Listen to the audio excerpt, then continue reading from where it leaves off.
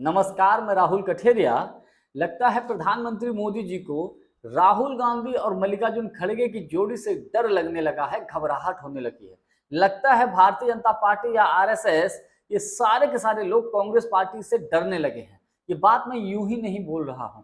देखिए, पिछले कुछ समय से कोई भी मौका अगर आता है कांग्रेस पार्टी के ऊपर आर्थिक तौर पर चोट करने का, तो प्रधानमंत्री मोदी जी सरकारी संस्थाओं के माध्यम से बिल्कुल भी चूकते नहीं हैं। अब ताजा मामला यह है कि ईडी ने नेशनल हेराल्ड केस के मामले में सोनिया गांधी जी और राहुल गांधी जी के ऊपर शिकंजा कसने की तैयारी शुरू कर दी है।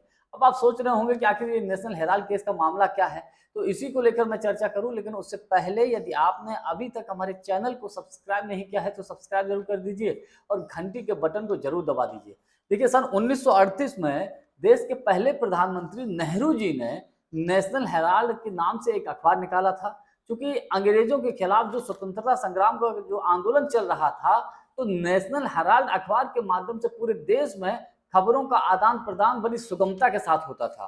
तो ये नेशनल हेराल्ड जो अखबार था वो एजेएल कंपनी के द्वारा प्रकाशित किया जाता था। तो लगातार ये नेशनल हेराल्ड जो अखबार सुचारू रूप से चल रहा था, 2008 आते आते ये घाटे में चला गया।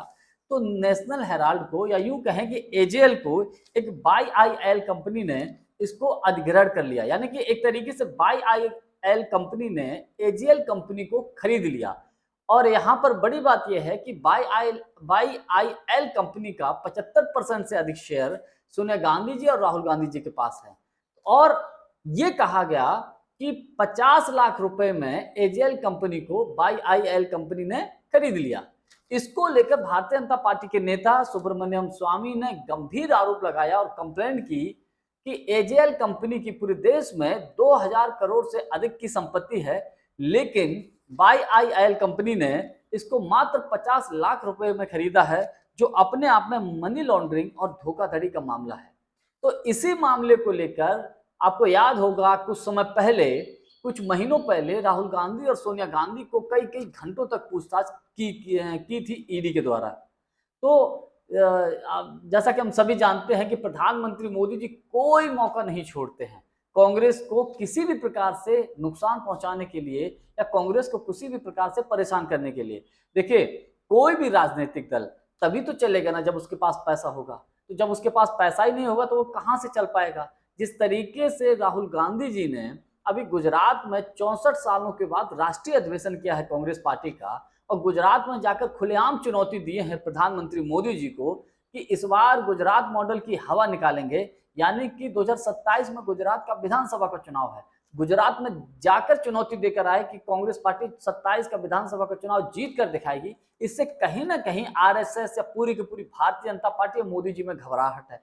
तो क्या है कि अभी से कार्रवाई शुरू कर दो, कुछ ना कुछ अड़ंगा ऐसा लगाओ जिससे कि कांग्रेस का जो शीर्ष नेतृत्व है वो कानूनी पचड़े में फंसा रहे और इनके ऊपर गंभीर भ्रष्टाचार का आरोप लगा दो। इस तरीके की रणनीति करते रहते हैं। आपको याद होगा जब 24 का लोकसभा का चुनाव हुआ था तो किस तरीके से कांग्रेस के पार्टी के खातों को ही बंद कर दिया था।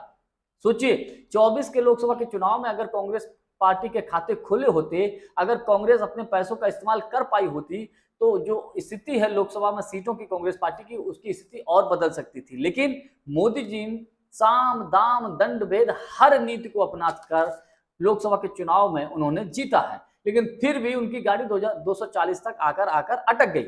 अब यहां पर पुनः नेशनल हेराल्ड केस के मामले में राहुल गांधी और सोनिया गांधी को के ऊपर शिकंजा कसने की कोशिश है। तो देखिए, मैं एक बात दावे के साथ कह सकता हूं, गिरफ्तारी तो कर नहीं सकती, और अगर इन्होंने गिरफ्तारी की तो यकीन मानिए भारतीय जनता पार्टी अपने पैरों पर कुल्हाड़ी मार लेगी। नेशनल हेराल्ड केस के मामले में ऐसी भी खबर है कि ईडी जो एजेएल कंपनी है इसके तहत जहां जहां संपत्तियां हैं उनको जब्त कर सकती है। यानी कि कांग्रेस पार्टी की जो इनकम ऑफ सोर्स है उस पर चोट पहुंचाओ। इनकम ऑफ सोर्स को जब चोट पहुंचेगी तो जाहिर सी बात है कोई पार्टी अच्छे से बेहतर काम ही नहीं कर पाएगी। सपोज करिए, उदाहरण के तौर पर अभी अहमदाबाद में जो गुजरात में अधिवेशन हुआ उसमें यह भी कहा गया कि जिला अध्यक्षों को मजबूत किया जाएगा, कुछ मदद भी की जाएगी।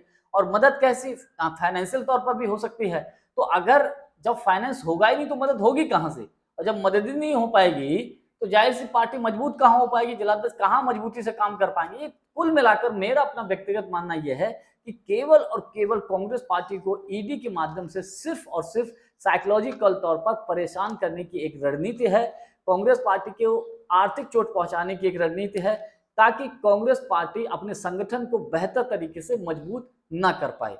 जानकारी हमारी आपको कैसी लगी कमेंट्स करके हमको जरूर बताइएगा। बहुत बहुत धन्यवाद। नमस्कार।